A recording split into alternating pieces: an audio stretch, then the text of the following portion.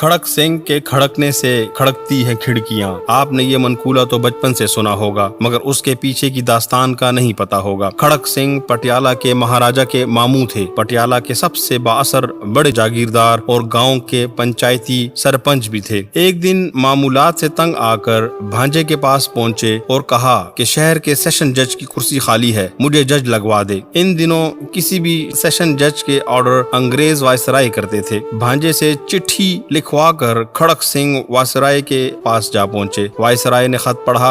Viceroy, नाम खड़क Singh, viceroy, तालीम खड़क सिंह, तुसी मैनू जज लाना है या स्कूल मास्टर? वायसराय हंसते हुए, सरदार जी, मेरा मतलब कानून की कोई तालीम भी हासिल की है या नहीं? अच्छे बुरे की पहचान कैसे करोगे? खड़क सिंह ने मूंछों को ताव दिया और बोले, बस इतनी सी बात, भला इतने से काम के लिए गधों की तरह किताबों का बोझ क्यों उठाऊं? मैं सालों से पंचायत के फैसले करता आ रहा हूँ। एक नजर में भले